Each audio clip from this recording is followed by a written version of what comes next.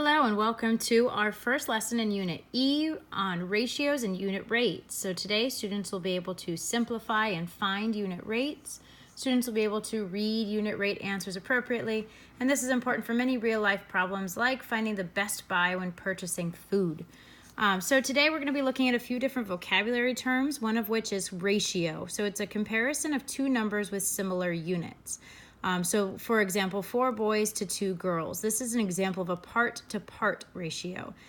Here are a few ways to write the ratio. So we can write it as a fraction, 4 boys to 9 girls. We could write it with a colon, 4 to 9. We could write it with words, 4 to 9. But the preferred ways are going to be as a fraction and with the colon. And so this is the usual way we would see a ratio written, but we also often write it as a fraction. So that would be 4 to 9 or 4 to 9 is how we would read it. So that's part to part. Think of parts of the classroom. Another way to see fractions or to see ratios is 4 boys to 13 students. So this would be a part to whole ratio. We would have 13 total students in the classroom. So this is a part to whole when we have a total. That's a total number. So anytime we have a part to whole, it's a part to the total. And again, we would write it as a fraction or with the colon in between. So for more examples of ratios, if we had 3 for every 2 of whatever it was, excuse me, we could write it as 3 for every 2 or 3 to 2 is how we would write that. 4 out of every 5, whatever it is, would be written 4 to 5 or 4 to 5, like that. 7 to 8 would be written 7 to 8 or 7 to 8, written like that as a ratio. 7 parts to 3 parts, part-to-part ratio, would be written as a fraction, 7 over 3, 7 to 3, or 7 to 3, like that. Simplify each ratio below as a fraction and then with a colon. So whenever we see a fraction, we can simplify by dividing both the numerator and denominator by the same number. In 40 over 35, we can see that we can divide both of those numbers by 5. So if you divide by 5 up top and on bottom, we would get 8 over 7. So that's one way to write the ratio, 8 over 7. Or we could write 8 to 7 as a ratio. Either of those would be considered correct and completely simplified. 16 and 12 are both divisible by 4. And so we would reduce that to be 4 over 3, or 4 to 3, or we could write it as 4 to 3. So both of those would be appropriate simplified ratios. 36 out of 42, we would begin with it as a fraction, 36 out of 42, written that way. We can divide both of these, let's see, at least by 6. And so that would give us 6 over 7, which seems to be the lowest we can get. And so that would be the ratio 6 over 7 or 6 to 7. Both of those would be considered correct. 24 to 6 would be written 24 over 6. We know these are both divisible by 6, and so we would get 4 over 1. That would be a ratio, or we could write it 4 to 1. So even when there's a 1 on bottom, that's still considered a ratio like that. Number 5 over here, 9 cups of flour for every 6 eggs would be 9 over 6. We could reduce those both by 3 to get 3 over 2, or 3 to 2, which means 3 cups of flour for every 2 eggs. 6 parts per 27 parts would be, that's a part-to-part ratio, 6 over 27. These are both divisible by 3, which would give us 2 over 9. So that's one way to write the simplified ratio, or 2 to 9, 2 parts for every 9 parts of the other. 20 apples to 25 oranges, we would write first as 20 over 25. We could then see that we could reduce these by 5 to get 4 over 5, written as a fraction, or 4 to 5 is how we would write that as a ratio. On to the back of today's lesson, we have some more terms. So now we have rate and unit rate. So a rate is a ratio that compares two quantities that are measured in different units. A unit rate is a rate that compares quantities in different units and has a denominator that is 1. So that's important. The denominator has to be 1. And in order to get that, we're going to be dividing. So if they ask for the unit rate, that a unit means 1. So if they ask for the unit rate, a unit means 1. And we divide to find that. So for the next 3 examples, it says convert the following rate to a unit rate. So in other words, we have to divide and write what we would have per 1. So if we have 84 students in 4 classrooms, that means we would divide 84 by 4. 4 goes into 8 2 times, that's exact. 4 goes into 4 1 time, that's also exact. We have nothing left over. And so once we divide, we see that we would have 21 students in 1 classroom. That would be our unit rate there because it's per 1. So we could write 21 students per classroom. And that would be a unit rate per classroom. And that's an understood, that's per 1 classroom. So we divide to get there.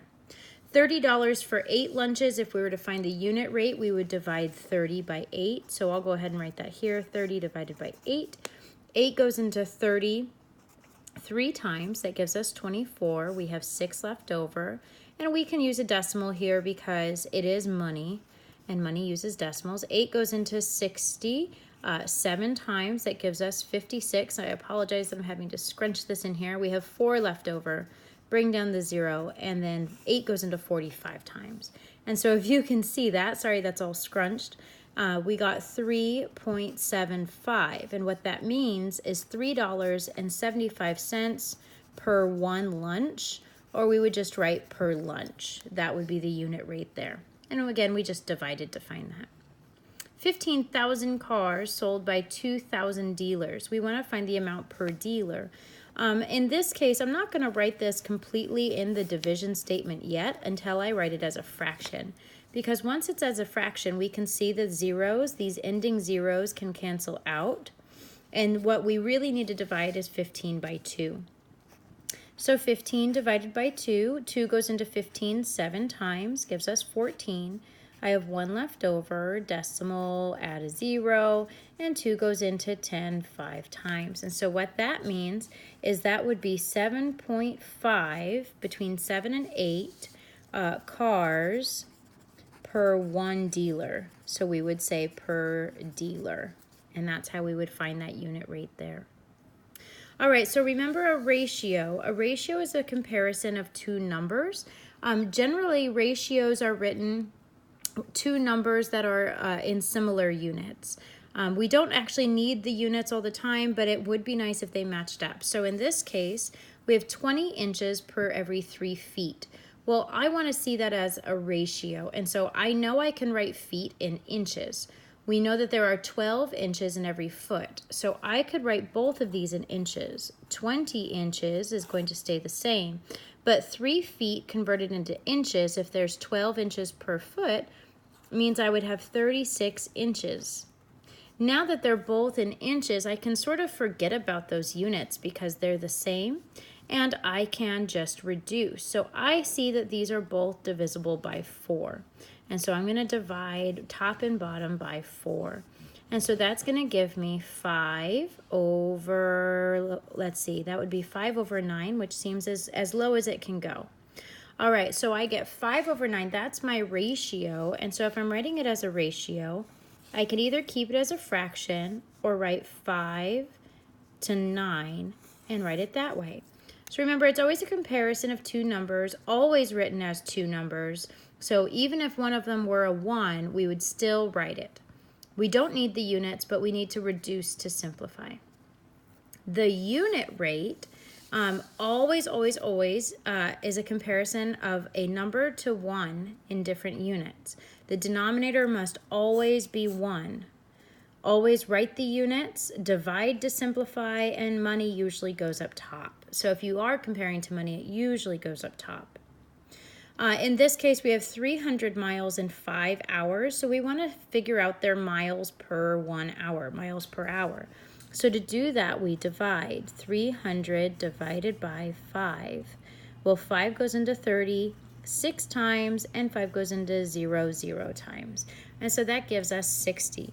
So we could either write this as 60 miles per 1 hour, or we could write this as 60 miles per hour. We could write it that way as well. There it is. Sorry about that. 60 miles per hour is our unit rate. It's per 1. So we always write the units. Always write the units. And if it's comparing to a 1, you don't necessarily need to write that 1. So for unit rates, we write the word. For just a normal ratio, we write just the numbers. More unit rates. So unit rates we're going to see show up more often than anything else. So we need to know how to find them. 8 oranges for $2. So we know we can get 8 oranges for $2. And this is asking how much does 1 orange cost. So we want to change the oranges to 1. 1 orange. And so in order to do that, I'm going to write the oranges on bottom this time. I know it would be $2 for 8 oranges. And since I want to change the oranges to 1, I wrote it on bottom. So now that's how I'll do the division. $2 divided by 8 oranges. So I can't take any 8s out of 2, but out of 20, I can take 2 groups of 8. That gives me 16. I have 4 left over. Bringing down a 0, 8 going into 40 would go in 5 times exactly. And so what that tells me is it would be 0.25. We could write $0.25 for every 1 orange. And that's what we wanted to find, the cost of 1 orange. So in other words, we would say, I'm going to put the dollar sign there, it would be 25 cents per orange. That's how we would figure out that one. Now the second question says, how many oranges can you buy for $1? So this time we want the dollars to be 1. So I'm going to put the dollars in the bottom this time. $2 in the bottom and 8 oranges up top. So whatever one you want to be a 1, dollars, there we go. Whichever one we'd like to be a 1 is the one that we'll put in the bottom. So this time when I set up the division, I'm going to divide 8 by 2, and that gives me 4. So what that tells me is that it's 4 oranges per $1. $1. All right, so that would be 4 oranges per dollar would be our unit rate. All right, so that's really the trickiest part here. Go ahead and try number 12, or if you have a device, try the exit ticket. And as always, let me know if you'd like some help. Otherwise, get started on your homework. Yay, math.